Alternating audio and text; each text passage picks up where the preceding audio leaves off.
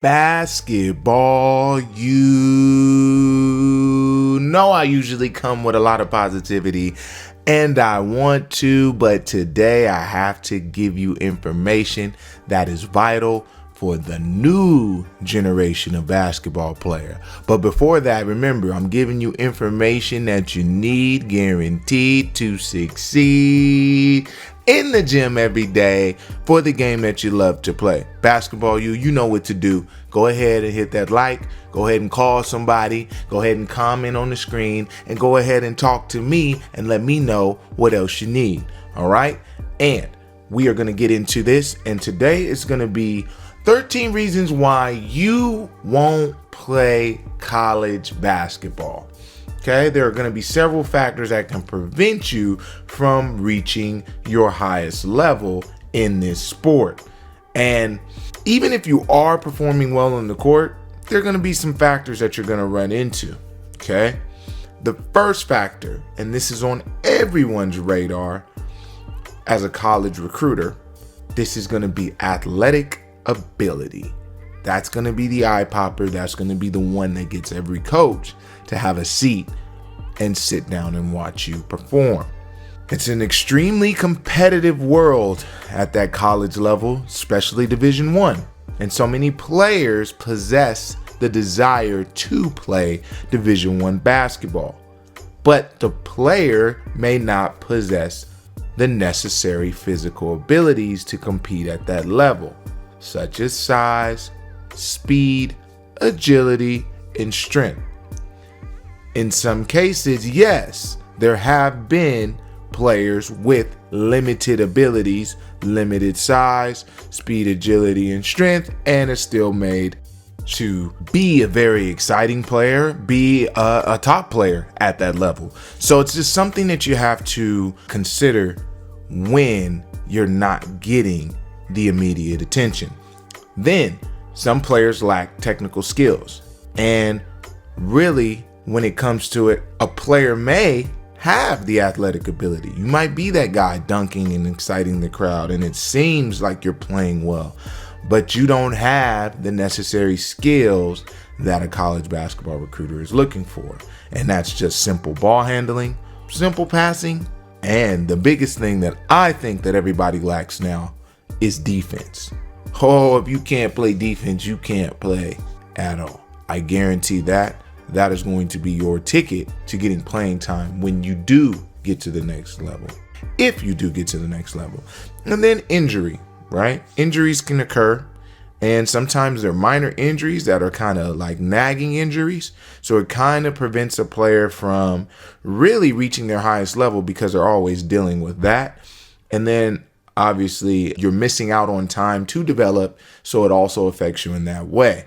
So just make sure you take care of your bodies and doing the best you can, because there are a lot of basketball games being played now from what I can remember a long time ago. I mean, you're playing your season, then you're playing some type of AAU, then you're probably training, then you're probably doing something with your high school team, then you're probably playing AAU again, which goes right into a fall league, then goes right into a regular season. So it's really year round. I really don't see too much time off for majority of players.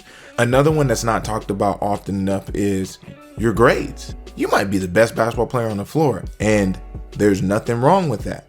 But your focus only lies on the court, and it also needs to lie in the classroom. You have to maintain a minimum grade point average, and it varies in different states to play collegiate basketball. So if you fall short on that, I mean, obviously you won't be able to play. There has been some change of requirements, which I will talk about in another video. So be sure to be on the lookout for that, just to show you all the requirements of how to get to college and how to make it, and what are some things you can do to kind of market yourself to be a player that could be recruitable. Another one that we fall into, not as much as we used to a long time ago, but you still can if you don't know the right measures to go. Limited exposure. Even if you have a lot of talent, you might be in a small town, you could be at a small school, or you could just be in an area that's not known for basketball, so no one's looking for your talent.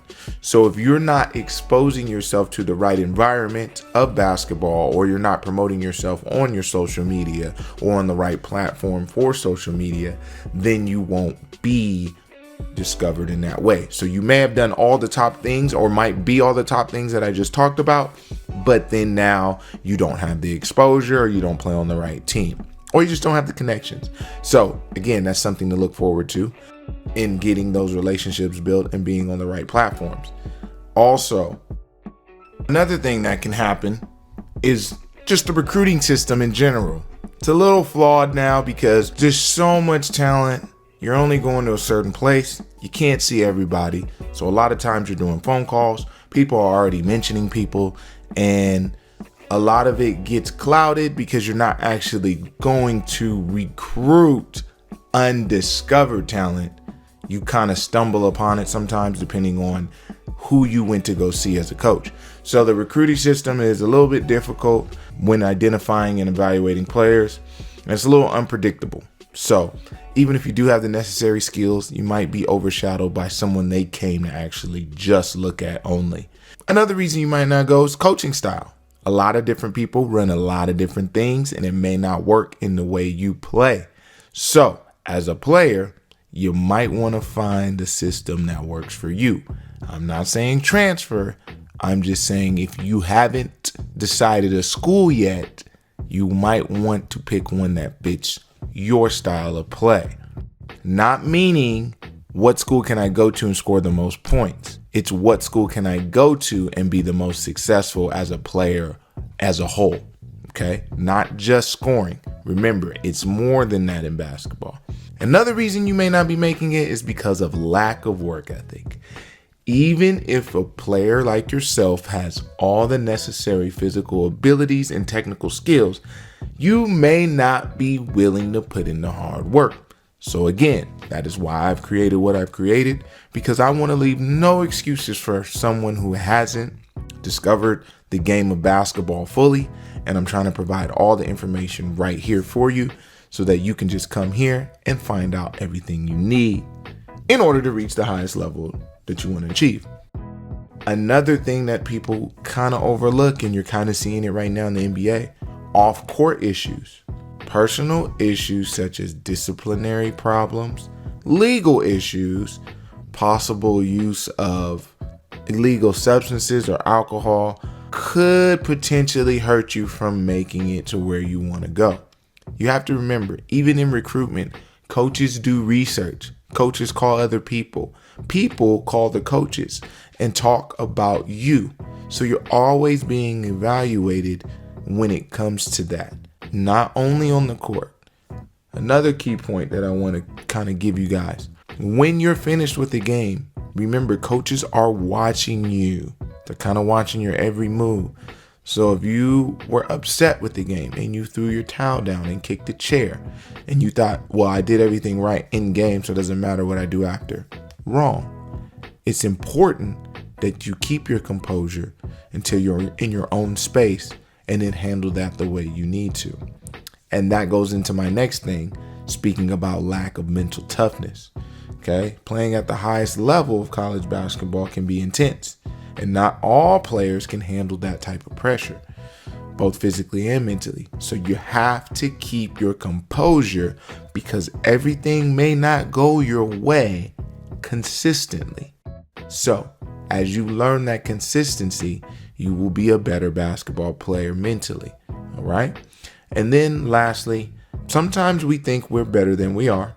And so we don't work, or we are working, but we assume because we're putting in work, we're just better than everybody. So underestimating your competition.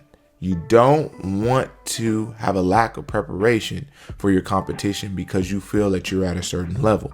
You always want to prepare for everyone as if it's the best player you're ever going against, even if it isn't, because this is going to keep you locked in, playing at a high level. And again, touching on the consistency aspect, and it's just understanding how to approach everything like a professional.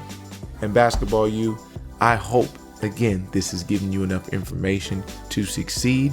And I want you to know that you can achieve whatever goal you have in your desire. But I'm just giving you reasons of why you won't. So if you're checking these boxes off in this video, we've got to go back to the drawing board. And I will have a plan for you in another video that you can check out. For Basketball U, my time is up and I can't wait to see you guys again tomorrow. Hey, someone's always working. Are you?